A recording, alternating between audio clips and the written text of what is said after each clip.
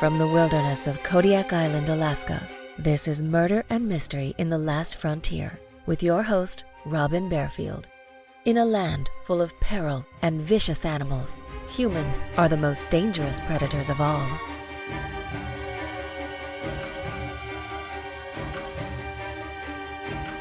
After a string of closely spaced murders of young women near Fairbanks in the late 1970s and early 80s, the abductions and murders stopped.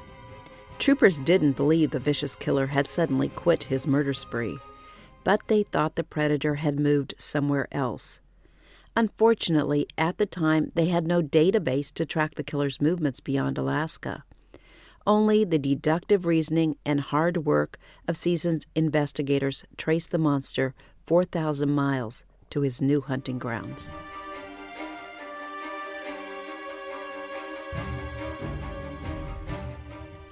Welcome to Murder and Mystery in the Last Frontier.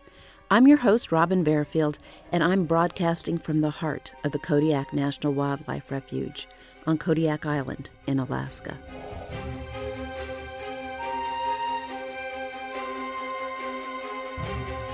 Before CODIS, the FBI's DNA index system, and before VICAP, the Violent Criminal Apprehension Program, states had no systematic method of sharing with each other the evidence from violent crime scenes.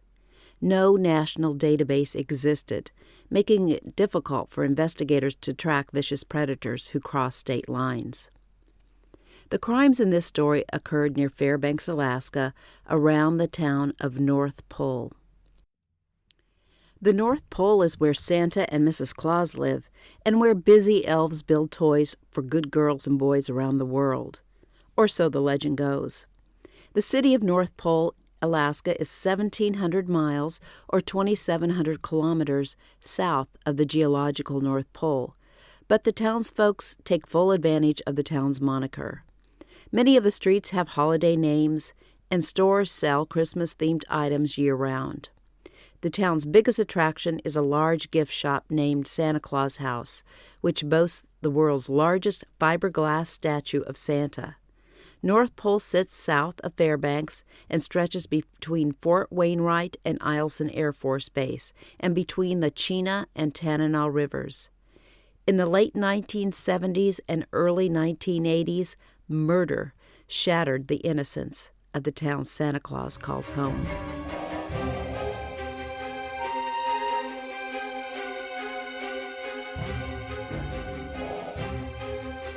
19-year-old Glenda Soderman vanished from her home in North Pole on August 29, 1979. Glenda was a newlywed and also the daughter of an Alaska state trooper. Glenda and her husband had a small baby, and according to her husband, when he arrived home on August 29th, the baby was in the crib, but Glenda had disappeared. By all accounts, Glenda was happy and had no reason to run away from her home, but investigators found no evidence to suggest foul play. The following October, Glenda's decomposed body was found in a gravel pit near Moose Creek on the Richardson Highway, not far from Eielson Air Force Base and 22 miles south of Fairbanks. Glenda had been shot in the face, and troopers found a .38 caliber pistol cartridge near her body. The medical examiner discovered no evidence suggesting Glenda had been sexually assaulted. Suspicion fell on Glenda's new husband, who failed a lie detector test. Even Glenda's father suspected his son-in-law of the crime, but troopers found no evidence to arrest the husband. On June 11, 1980, 11-year-old Doris Oring and her older brother were riding bicycles together on the roads in North Pole. Doris cycled ahead of her brother, and when her brother caught up with her, he saw his sister talking to a strange man in a blue car. The man had propped open the hood of the car and appeared to be having engine problems.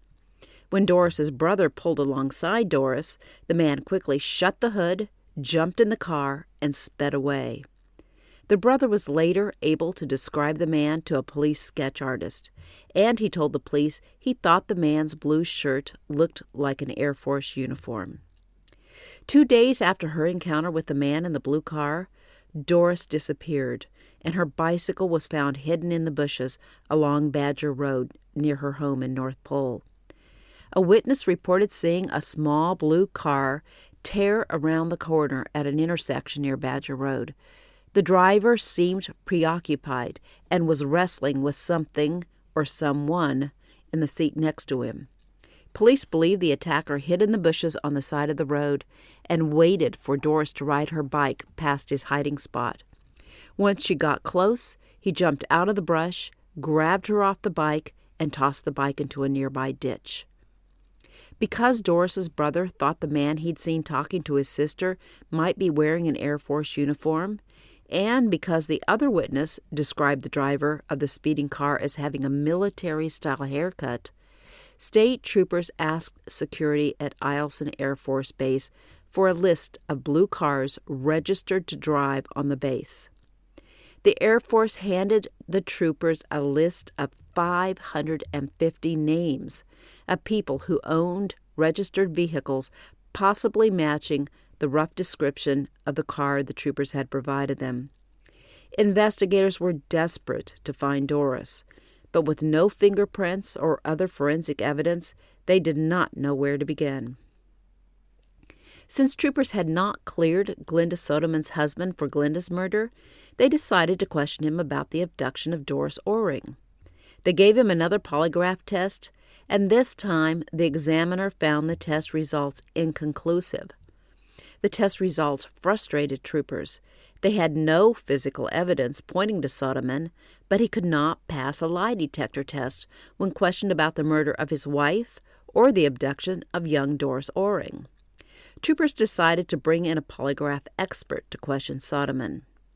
After 10 minutes, the expert left the examining room and told troopers that Soderman had an irregular heartbeat. Such a heartbeat could never produce a passing polygraph test result.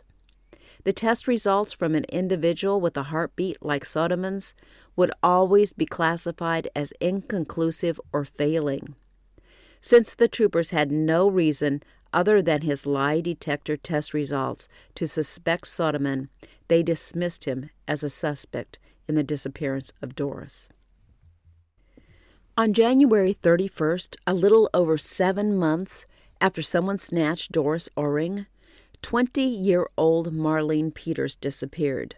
Marlene was last seen trying to hitch a ride from Fairbanks to Anchorage to visit her father, who was sick with cancer. Police considered Marlene's disappearance suspicious, but they had no way to know if someone had abducted Marlene near Fairbanks or if she had disappeared somewhere else between Fairbanks and Anchorage. Troopers did not immediately link her case to Doris Oring's or Glenda Soderman's. 5 months after Marlene disappeared, 16-year-old Wendy Wilson vanished. Wendy was last seen hitchhiking, and a witness saw her climb into a white pickup truck in Moose Creek near Fairbanks. 3 days after she disappeared, Wendy Wilson's body was found near Johnson Road, 32 miles south of Fairbanks near the Trans-Alaska Pipeline. Wendy's killer had strangled her and then destroyed her face with a shotgun blast. 9 weeks after the discovery of Wendy Wilson's body, Marlene Peters' remains were found. Marlene also had been dumped near Johnson Road, and she was found only 2 miles from where Wendy had been dumped. Marlene also had been strangled and shot in the face with a shotgun. 2 days after police recovered Marlene Peters' body, they were notified of the disappearance of 19-year-old Lori King. Lori was last seen walking in Fairbanks.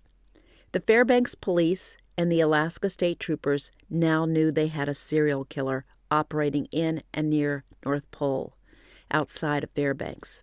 Soon the news media labeled the string of murders the Fairbanks serial murders. Police, as well as civilian and military volunteers, searched for Doris Oring's and Lori King's bodies near the Johnson Road area where the remains of Wendy Wilson and Marlene Peters had been discovered, but they found no sign of either victim. On September 2, 1981, 4 airmen on a hunting trip came across the remains of Lori King in a wooded area near a missile site off Johnson Road. Earlier searches had somehow missed this area. The killer had done nothing to hide Lori's body.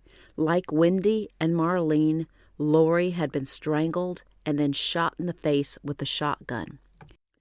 Because Lori's body was found on a federal reservation, the FBI joined the case, and a task force was formed consisting of FBI agents, Alaska State Troopers, the Eielson Air Force Base Office of Special Investigations, the Army's Criminal Investigation Division from nearby Fort Wainwright, the Fairbanks Police Department, and the North Pole City Police Department. Investigators now knew they were hunting a dangerous predator who struck frequently, somehow convincing girls and young women to climb into his car, where he soon murdered them and then shot them in the face. Some, but not all, of the women showed signs of being raped before they were murdered.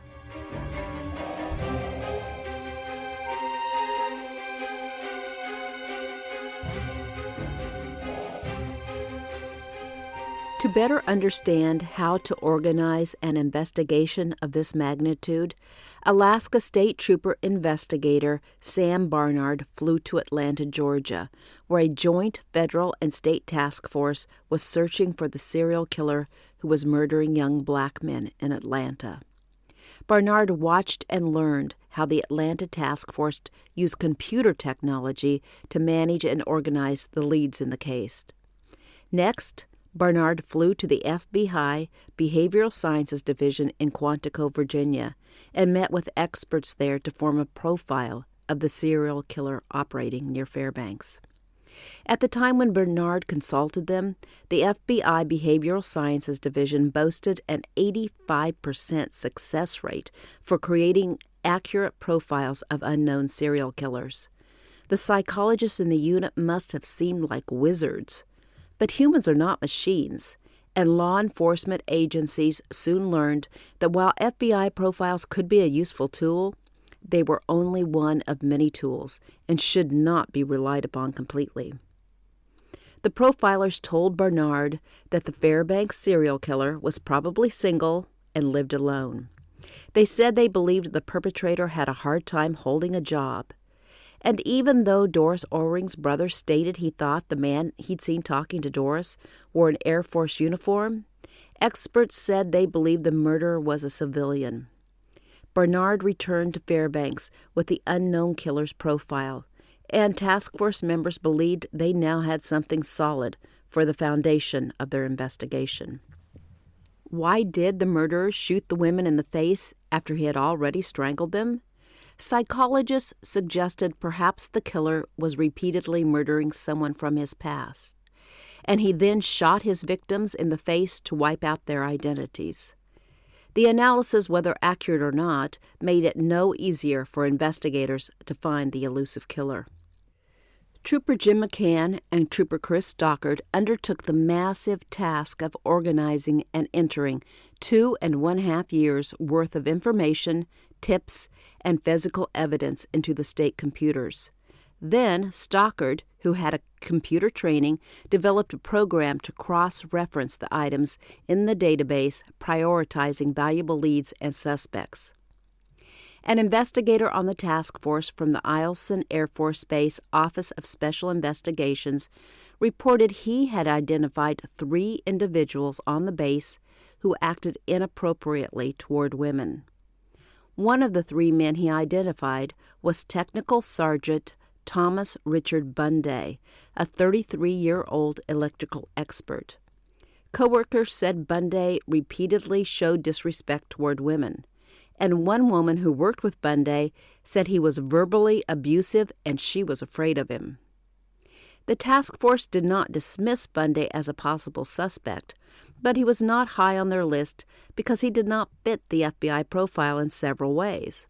The profilers believed the murderer would prove to be a civilian who was single, lived alone, and could not hold a job.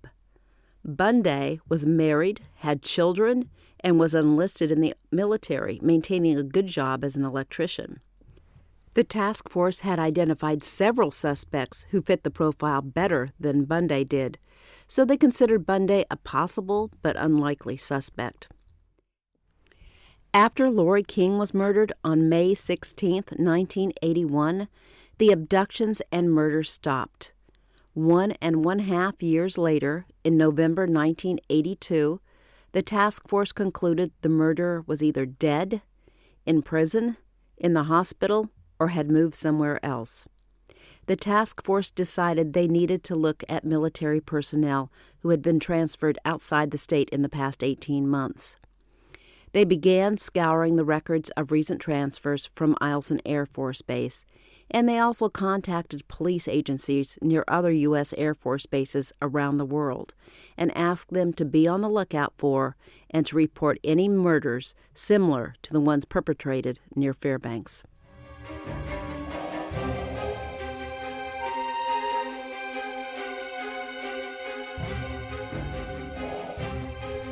The list of transferred Air Force personnel included the name Thomas Richard Bunday. Bunday had transferred to Shepherd Air Force Base near Wichita Falls, Texas, and the transfer happened on September 9, 1981, 1 week after hunters discovered the body of Lori King near Johnson Road. Wichita Falls police reported they had recently investigated a murder similar to the ones that had occurred near Fairbanks, but police in Texas believed the woman there had been killed by a drug dealer who also was now dead. The task force noted Bunday's resemblance to the drawing made from Doris Oring's brother's description of the man he'd seen talking to his sister.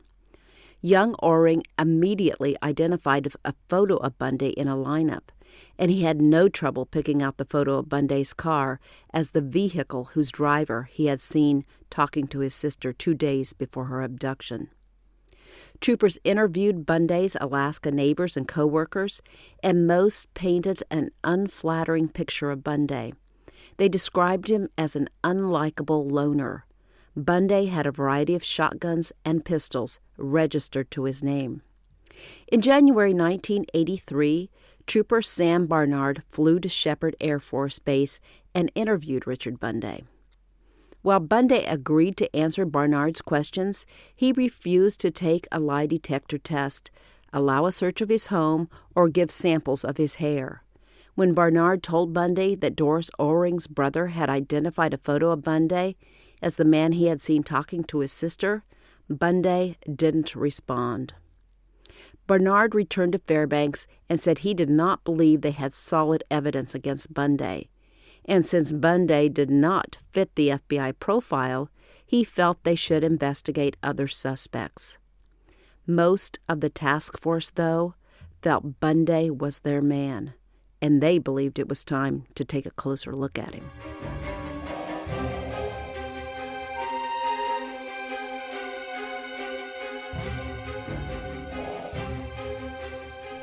On March 7, 1983, McCann and Stockard flew to Texas, where they met with Texas state and federal police, as well as the Air Force's Office of Special Investigations, or OSI.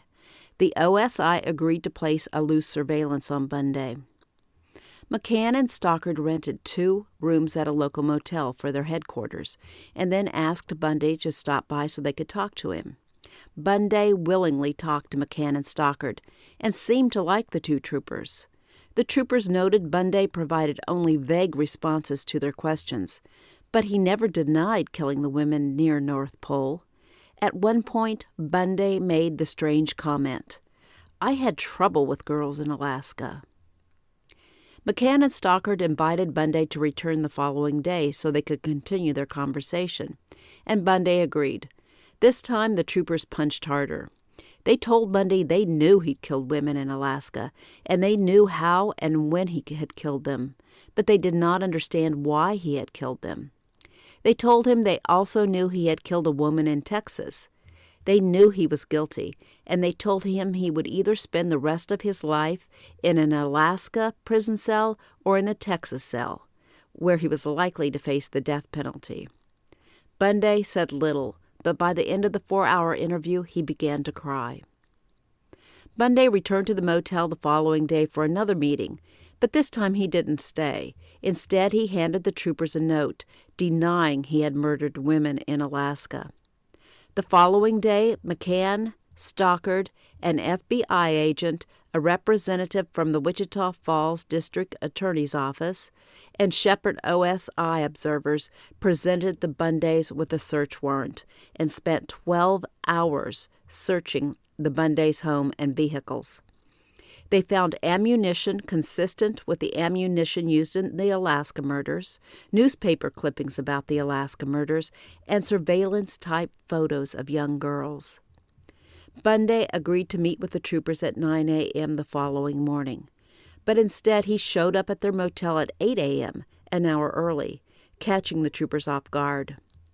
Bunday confessed to murdering 5 women in Alaska, including Doris Oring, whose body still had not been found. He told the troopers he had discarded Oring's body in a remote section of Eielson Air Force Base. McCann and Stockard felt helpless. They had no authority to arrest someone in Texas, and the Texas police needed a warrant to arrest someone for crimes committed in Alaska. Bunday told the troopers he would voluntarily return to Alaska with them, but they dared not escort him to Alaska until they had the proper paperwork. Without a warrant for his arrest, they could not restrain Bunday. If he suddenly changed his mind during a stopover in Seattle, they would have no authority to stop him, and they might never be able to find him again. Bunday promised McCann and Stockard he would return to their motel room the following morning, once they had the proper warrants. The following day, the troopers had arrest warrants in hand, but Bunday failed to show up at the agreed-upon time for their meeting. The troopers called Bunday's house, and his wife said Richard was riding his motorcycle, but she expected him to meet her at 1 o'clock that afternoon at the local H&R Block office to work on their tax return. The OSI surveillance team waited for Bunday outside the H&R Block office, but when Bunday and his wife left the office, the OSI team mistakenly followed her car instead of pursuing Bunday on his motorcycle. McCann and Stockard waited impatiently, either for Bunday to arrive at their motel room or for local police to call and say they had Bunday in custody. As they waited, dark clouds rolled over Wichita Falls, and the skies burst with a heavy downpour. Bunday sped out of Wichita Falls on his motorcycle, but when it began to rain, he turned around and started back toward town. He stopped under an overpass, pulled McCann's and Stockard's business cards from his wallet, and placed them carefully on a rock. He then continued on his way, driving at a carelessly fast rate of speed in the pouring rain. When he swerved in front of a large dump truck coming toward him in the other lane, the driver of the truck tried to avoid the collision by turning away from Bunday. But Bunday pursued the truck and crashed into it just behind the cab. Bunday died instantly, and the search for the North Pole serial murderer came to a dramatic end. Analysis of the forensic evidence found at the Bunday home indicated some of the hairs collected from Bunday's truck belonged to Wendy Wilson, and the shotgun shells found in his home were manufactured in the same bunch as the shells used to obliterate the faces of Lori King and Wendy Wilson. In 1986, 3 years after Bunday's death, and a few months before Doris Oring should have graduated from high school, Doris's skull was found in a remote section of Eielson Air Force Base.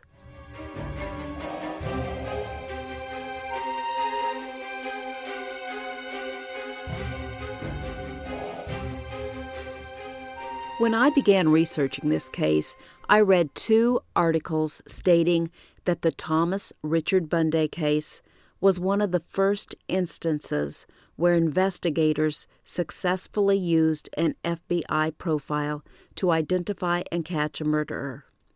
Unfortunately, this statement could not be further from the truth.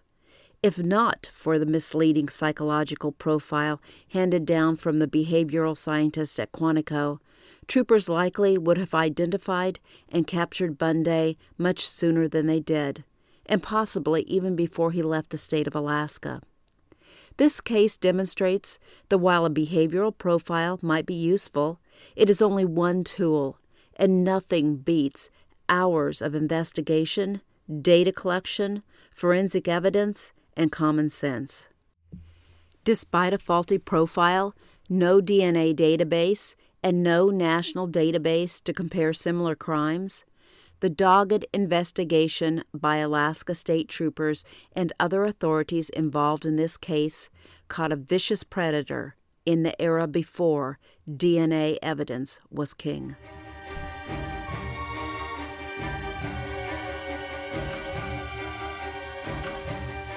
Thank you for listening. And if you enjoyed the podcast, please leave a review at Apple Podcasts so other listeners can find me. I've written 3 Alaska wilderness novels, and my 4th novel will be released soon. Check the show notes to learn more about my novels. I also write a newsletter about murder and mystery in Alaska. If you would like to receive my newsletter, check the link in the show notes to sign up for it. I write 1 newsletter a month, and it will include the links to my podcast for the month. Also, please check the show notes for my social media links, and I invite you to connect with me. Soon I hope to have a Facebook page dedicated to my podcast. Thank you again, and I will see you next time with Murder and Mystery from the Last Frontier.